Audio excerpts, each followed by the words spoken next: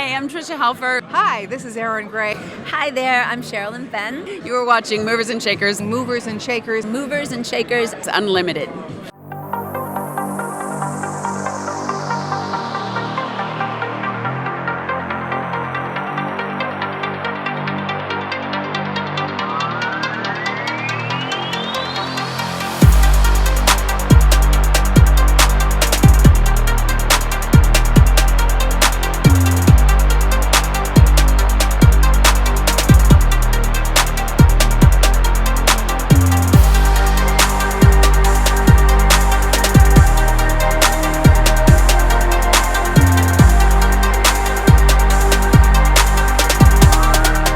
What's up, guys? I'm here at 2018 Baltimore Con. I'm here with special guest Tricia Helfer. How's it going? Pretty good. I'm excited to be here. All right, awesome. So tell me, here we are in Baltimore. How's the city been treating you so far? It's been good. I mean, I haven't seen anything but the hotel and the convention center so far. But I hear it's been raining a lot this year, and so it's a beautiful weekend out, but it hasn't seemed to stop people from coming in and coming to the convention, which has been nice. Awesome. Well, I know you said that you haven't had a chance yet, but, over the course of your time here, will you have a chance to, visit in any of the area?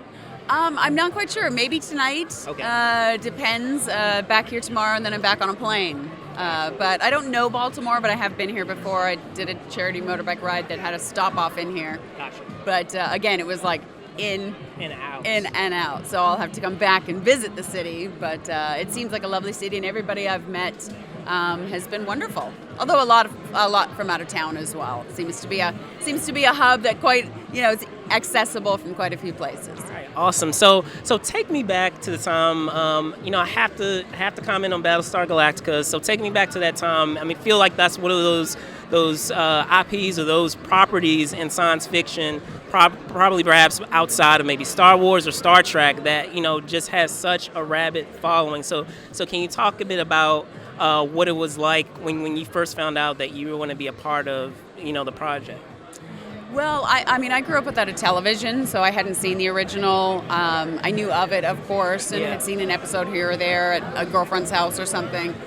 But I was given the script, and I read the script, and it was just I was blown away by the quality of the writing and the story, and then meeting the people involved. It was a really special project, and we've been off the air for almost 10 years now, and it's still finding new audiences, and I think it's just one of those stories that is just as relevant today with things that are going on in our world and everything, and I think it's one of those that will hold on well, you know what I mean? And with a lot of science fiction, it's all about what if, right? And with Battlestar, it's what I liked about it. It was less fantasy. It was more steeped in realism and about the human spirit and about human condition and things like that. And it was humans and robots and fighting against each other and how ultimately in the end can you work together? Can you find common themes and things? And so. I'm just amazed. I'm actually starting a podcast with a rewatch of Battlestar Galactica. Nice. And it's, there's been enough time that I can look back at it and actually watch it as a viewer now as opposed to a participant. And I'm kind of blown away a little bit by the show and the stories in it and the writing. So I feel very lucky to have been able to be part of it. All right, awesome. Now, it's funny you were mentioning, the idea of humans and robots and it being a little more grounded composed to some of the supernatural elements that you can find in science fiction. So talking about, Lucifer and supernatural, that's quite different. So can you tell me, is there something just about the genre that draws you? Because, they are, in a similar warehouse in terms of, talking about supernatural elements or things that are beyond, that are heightened reality. Mm-hmm. It's not like I've just done that genre. Of course. So it's, a span of time in between when Battlestar was off the air and I did Lucifer. I've played a bunch of lawyers, on Suits and The Firm, which was on NBC, and I played a Texas Ranger on Killer Women and FBI on Dark Blue, and So I'd actually had a lot more roles kind of within our own version of humanity. So it was kind of nice when Lucifer came around. Then I've voiced a bunch of video games too, which is also in that fantasy genre. It's nice. I mean, a lot of times you get really great stories, and for me, it's less about looking at it as each particular job as it's in this genre or whatever. It's more about who I'm working with, what the writing is, what the character is, what I get to do. Because I feel like as an actor, if you only do one type of thing, it would get kind of boring. It's nice to be able to stretch and learn different things and experience different things and tell different stories.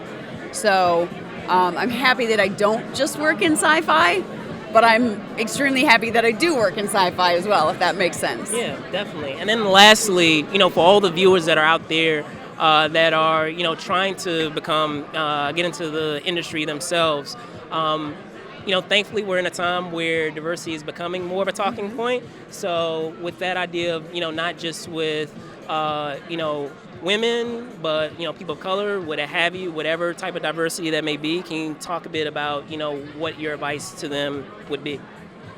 In the landscape that we're in. In the landscape, well, good timing the landscape, finally. Right. Finally we're getting to a point where maybe the industry is taking notice. People are pushing their point more. Definitely the industry is being more inclusive, which is fantastic. I don't know, as an actor, it's like, again, for me, it's about playing roles. You can have your heart broken if you don't get a role and you really feel like you connected to it, but they see it differently. I don't know, you have to really love the business. You have to love the craft of it, because it's a really difficult business. Always around. There's the ups and downs and everything, but I think it's well past time that there is more diversity that reflects our world. And so if you're just getting into the business now, it's a great time. I'm sure you go back 10 years, 20 years, 30 years, and you speak to some people, and it was a whole different landscape. So just, love the craft of it and the art of it, and work hard. All right, well, awesome. Thank you so much for your time. I really do appreciate it. There you guys have it, 2018 Baltimore Comic-Con. I'll see you soon.